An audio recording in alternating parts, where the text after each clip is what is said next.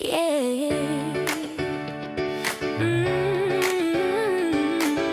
Yeah. Hey, yeah. She sacrificed, she healed her heart. She evolved when it fell apart. She revealed the strength within. Now she obtains, she rises, wins. S.H.E.R.O. Let your story overflow. From the struggle to the glow. Welcome to the SHERO Spotlight.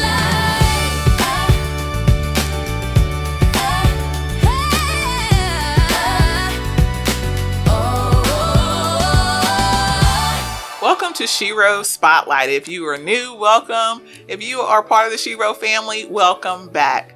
Today's episode is amazing. So glad that you all joined us. So when we talk about rise to radiate, I have today's guest here. So from adversities to overcoming that, she's going to share her story of her pain and her loss, but to what she's doing now, she's shining her light. And so for those of you who do not know what SHERO is, of course it is a female hero, but I created an acronym to have a sacred or safe place for mothers and women to share their stories of inspiration and empowerment from adversities to success. SHERO stands for S is sacrificing for my child or children. H is healing from my past hurts. E is evolving to what God wants me to be. R is revealing my truth, and O is obtaining my goals and happiness. Today's guest is Leah Lamb. Leah, tell the people more about yourself, where you're from, and all that good stuff. All right. So my name is Leah Lamb. I'm originally from New Jersey, but I've been in North Carolina since 1990. And I moved to Raleigh in 2002 when my mom had moved here with my dad.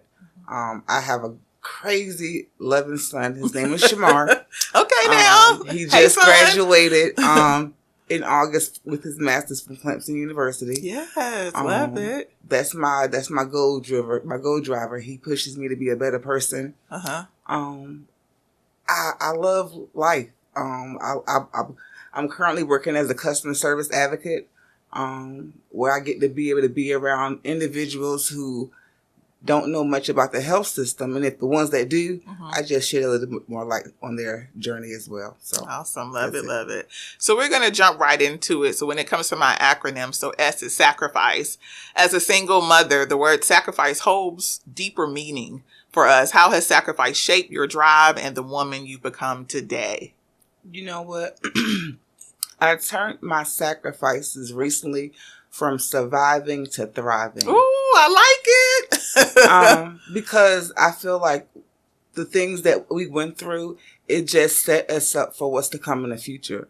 I can't use those things that I went through as struggles because they're not struggles. They were roadblocks. However, I moved those roadblocks to the side because within the midst of the pressure, a diamond was built, and that's me. So, okay, diamond. Shine bright like a diamond. Absolutely.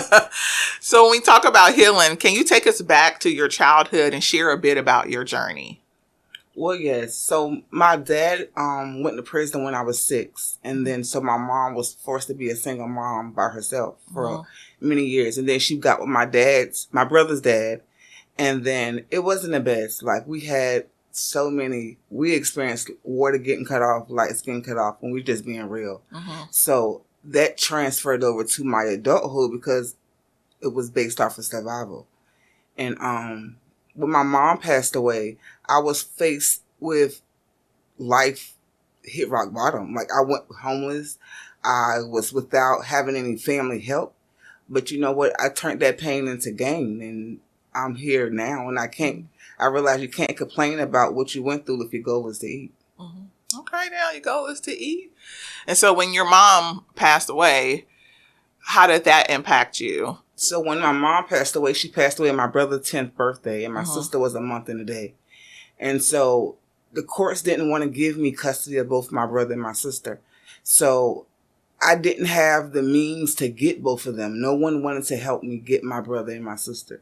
I pretty much said I was going to go back to school to become a paralegal to get the information, to get it on my own. So that's how I was able to get custody of my brother, because with nobody wanting to give me information to go to court, I went to school to become a paralegal. And I didn't finish school while I was getting my brother because, of course, financial obligations got in the way. But I was able to use the tools that I obtained in school to get custody of him. So I was 25 when I got custody of him. He was 15. And then I couldn't get custody of my sister because my dad gave her up to a lady that was supposed to be our aunt, but they ended up having relations. So that relationship with my sister has been strained, but it's like, God said he got me. Right. Yes, and so yes. at 25, you had your brother, and then also you had a son at that time, too. Correct. I had my son when I was 13. And so when my mom passed away, me and my son, it was just me and my son, and we slept in hotel rooms. We slept on floors. Like, we didn't have nobody. And you would think that your family would be the ones that would pick you up at your lowest. We had no one. So one thing that I've learned is you can't cry. Like, God got me, and God got me through it. And so it's been rough. It's been hard, but I just keep the faith in that everything will work out. Wow. So you were a baby yourself at 13 and having to raise a child, and then, like you said, being homeless from place to place. So you've experienced a whole lot of pain and loss. How did you turn that pain into light? The last time I was homeless, it was in 2009.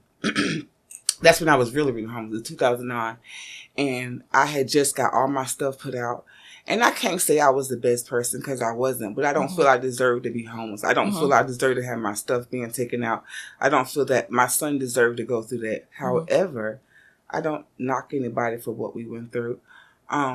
What that taught me was never to rely on anyone else but yourself and God.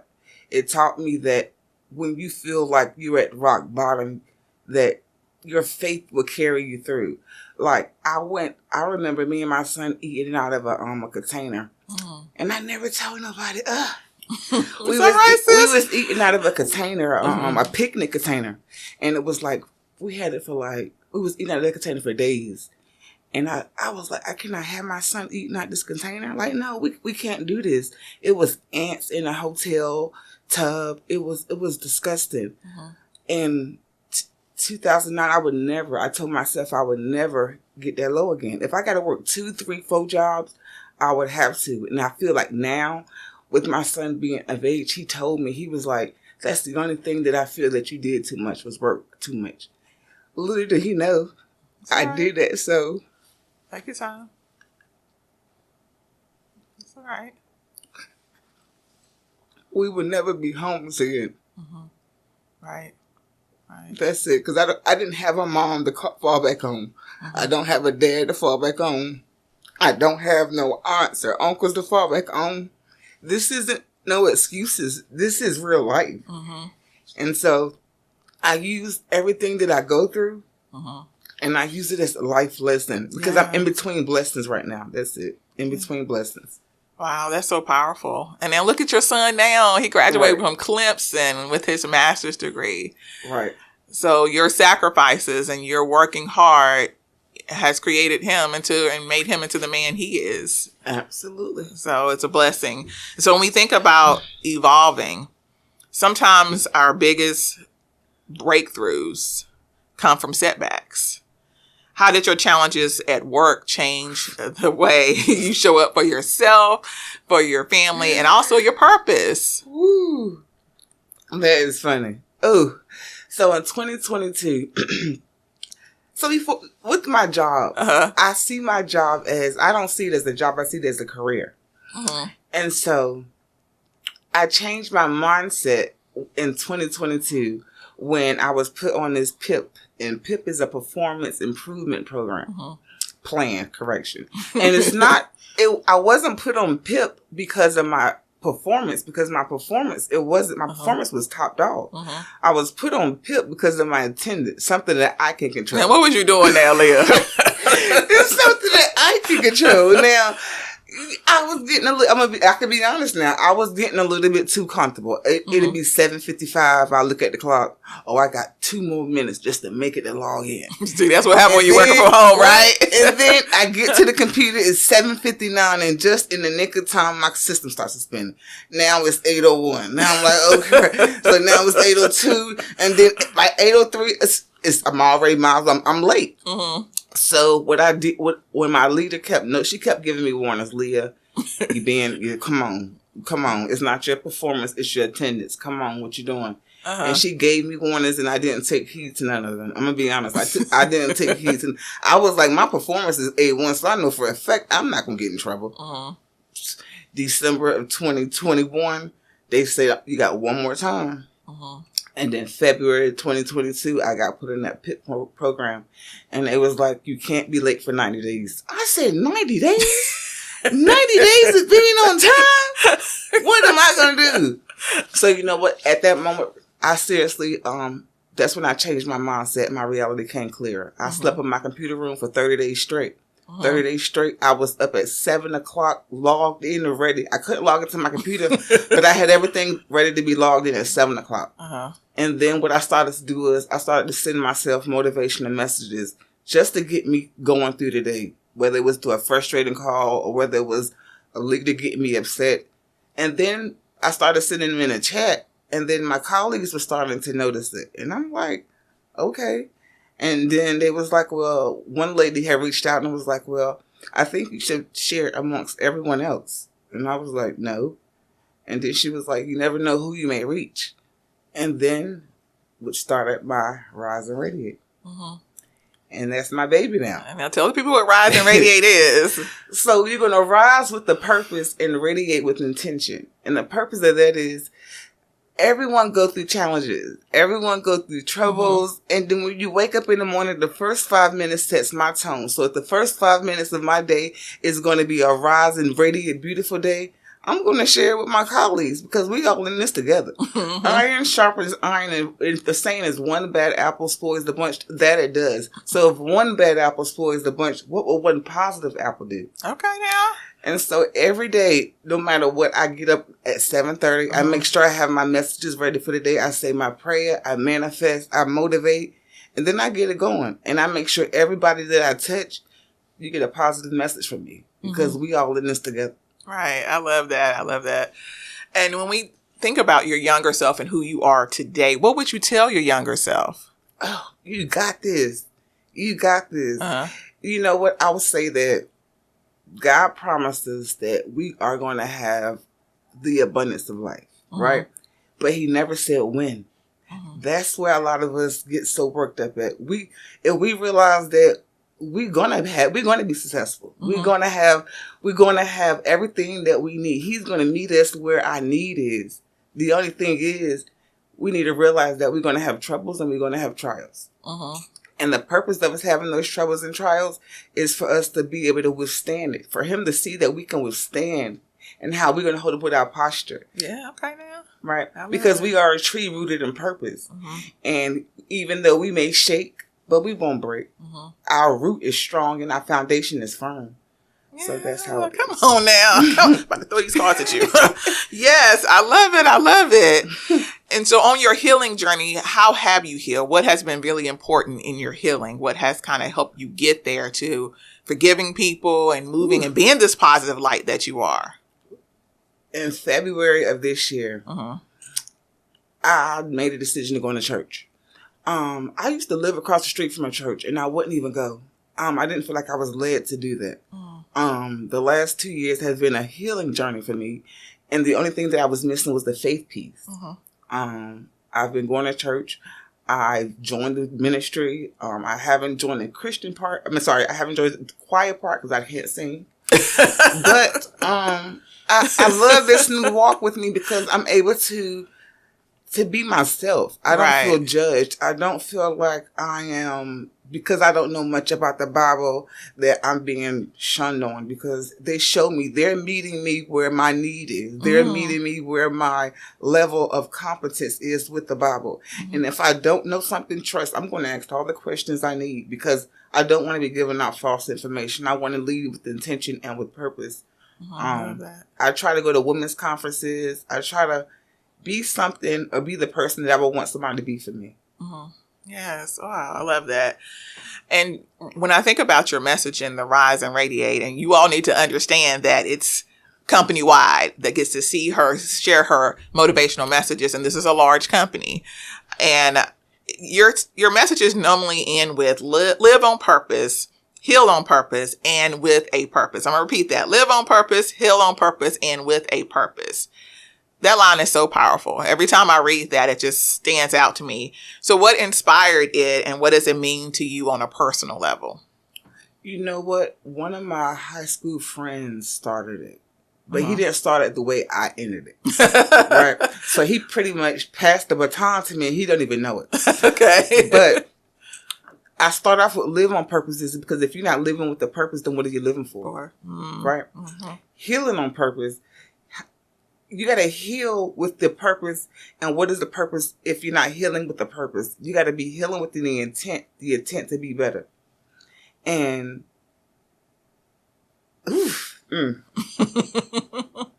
and with the purpose, all of those combined is who I am. I'm living on purpose. I'm healing on purpose, and I'm standing with a purpose because I am a walking billboard. And I want to make sure that each and every person that I interact with, the lasting impression that I leave with them is she is for me. She sees me. She understands me. She can relate to me. I can relate to her, and she understands where I'm at and where my faith is. And I know that I'm not perfect. And so with me not being perfect, we're going to learn this together. Yes, yes.